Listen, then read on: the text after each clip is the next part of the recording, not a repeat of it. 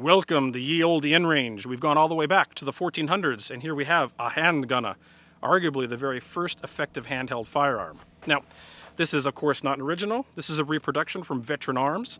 They're the same people that put out the blunderbuss you've seen here on the channel a number of times, which I absolutely love. They asked me if I would like to do a video about their handgun, and I said absolutely yes.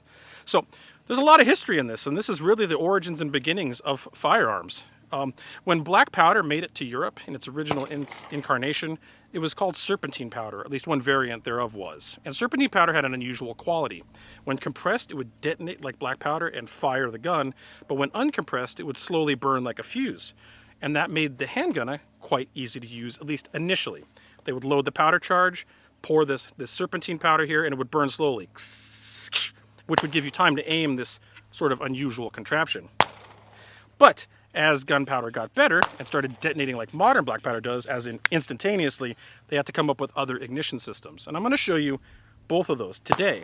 Now, originally they would actually just hit it with a piece of heated metal to get it to burn. We're not going to do that today.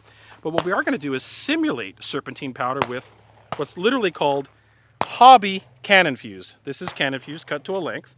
You place that into the firing hole till it bottoms out. Give yourself enough length that you'll have time to aim. And at that point, you need to actually load the gun. So you don't load directly from your horn like you shouldn't do with really any black powder. And so what I'm going to do here is I've got a pre-measured amount here, which I'm going to go with a pretty light load of 50 grains. And I'm doing that because this doesn't have a buttstock. There's no real way to deal with the recoil except hold it. And this is a 75 caliber muzzleloader. So it's a big boy, and you want to be able to hold on to it and aim the thing. So I've got my pre-measured charge, pour that down the barrel, get rid of our measure, we don't need that anymore. Get one of these gigantic lead balls right here, drop that down, and then we need to put a wad in there to hold it in. I'm using my old-timey coffee filter. And then at that point, I've got a stick for a ramrod. That's right, a stick. There we are. We are now ready to go. So, back in medieval days, someone would come along and light your serpentine powder for you, or you would do it yourself. I have a lighter, which I've given myself an extra length of cannon fuse to be able to aim once I've actually set this thing off, or I should say, ignited it. So let's go ahead and start looking, and let's go ahead and get the fuse going.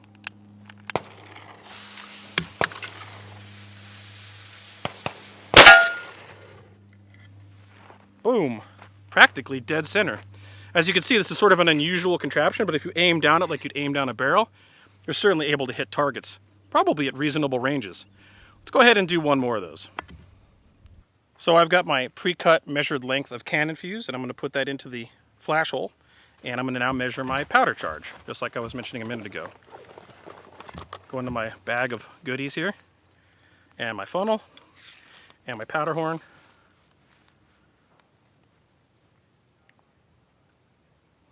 Okay, there's that. Plug this bad boy up, and then pour the powder charge down the barrel. Get rid of that funnel, or the measure. Drop my ball. Again, 75 caliber. And I don't have any more coffee filters, so I'm just ripping pieces off the local branches, which you can totally do to use as a wad. All you're trying to do here is prevent the ball from rolling out.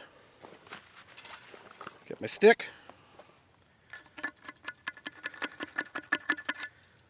Put that all back away, get my lighter, get in somewhat position.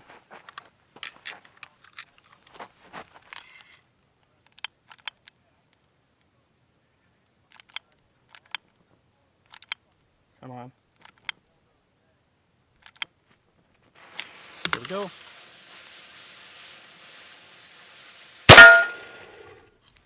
And there we go. As you can see, with the way that hits with force, that would probably definitely ruin some knight's day.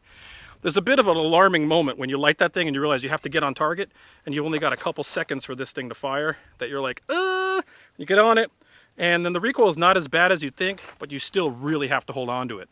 So you want to be reasonable with your powder charges and not go too crazy. So, as black powder got more efficient and detonated immediately regardless of the ignition source, they had to come up with a different way to fire this gun than what I'm doing now because they no longer were using serpentine powder. Let me go ahead and put on the S-lever trigger system, which comes with the reproduction, and we'll demonstrate that next. So as I said, as black powder got more efficient, they wanted to have different ignition systems, and they came up with this S-lever trigger. And whatever you want to call it. And there's a piece of what's called slow match here, and what this does is burns and just sort of smolders. This is the beginnings of coming to a matchlock, which predates the flintlock. But this was how this was done once the black powder got more efficient. So the first thing we have to do is prime the pan. Now, I find this to be more difficult personally, because if you were to like move this thing around or whatever, you might lose your priming compound. So I'm using just a different nozzle here to prime the pan. And so there's a bunch of black powder filling that little hole there now. You can't see it, but there's black powder in there. And of course that black powder then also comes in contact through the flash hole to the primary charge. I've already loaded the gun. So now what I'm going to do is very carefully light my match.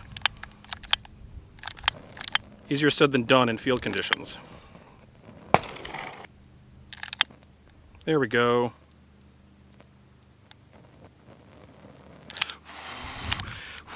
So if you see, if I keep this going, it'll glow like a little bit when I blow on it. So now I'm just going to put this under my arm like this, and I'm going to aim this way. And I missed, because that's much harder to do. I find this much harder to do. So I personally find that S lever very hard to use. So what I'm going to do here is just literally lower the match in by hand. I would prefer to do that. So I've got some burning match here in my left hand. I'm going to carefully prime this pan. Put that in my bag.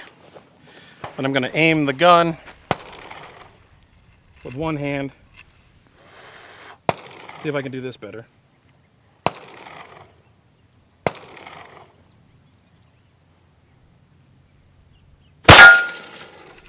Yeah, that's easier. When you're moving the S lever, you're kind of wondering, is it going to actually hit the flash hole or not?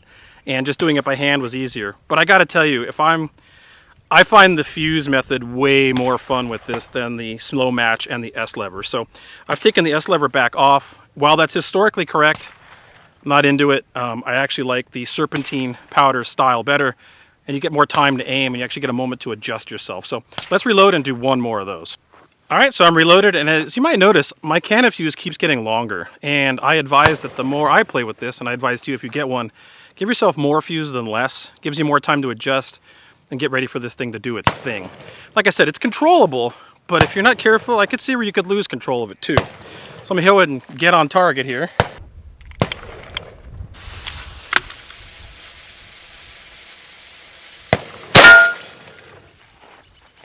There's something super fun and nerve-wracking about that. You can see when it's going to go off, but it's still kind of like this, like, oh, it's coming. Oh, it's going to happen. Yeah, it just did. And then boom, and then of course, pretty satisfying impact on target. So after playing with this for a little while I agree that they should include the S lever or the trigger with slow match, or using a slow match, or the ability to use a slow match to fire your handgun, the cannon fuse method is, in my opinion, way more fun and interesting, and also even older, historically speaking. So once again, I remind you, this comes from Veteran Arms. These things right now, as of this video release, I think are going for $3.99, and it's really not a lot of money for a lot of fun on the range. Muzzle loaders are amazing. I have a lot of fun with muzzle loaders and black powder, and going far back to the medieval era with this handgun really brings you back to the origins of firearms history. And if you're a student of firearms and these weapons, why not add one of these to your collection? Now, in full disclosure, they did send this to me for free because they were so excited about the videos I did about the blunderbuss, which, by the way, I did not get from them for free. I bought those myself. But they loved the blunderbuss video so much that they're like, hey, do you want to do this with the handgun? And I was like, I do. So they just sent me this. And you can get cannon fuse kind of anywhere. It's really called hobby cannon fuse. And I really say that everything I've dealt with Veteran Arms has been amazing. I've got other black powder reproduction firearms from them, and everything I've gotten from them has been high quality and awesome. So I highly recommend Veteran Arms, and I'm really a fan of the work they're putting out into our cool retro shooting community. So check them out, and if you like this kind of content, please consider supporting me on InRange. Of course, I am Patreon only supported, viewer supported, just like viewers by you. No sponsors, no overlords, no advertisers, And I do disclose if someone sends me something for free, but I do take no money from YouTube or any advertisers. In fact, I don't even have an AdSense account.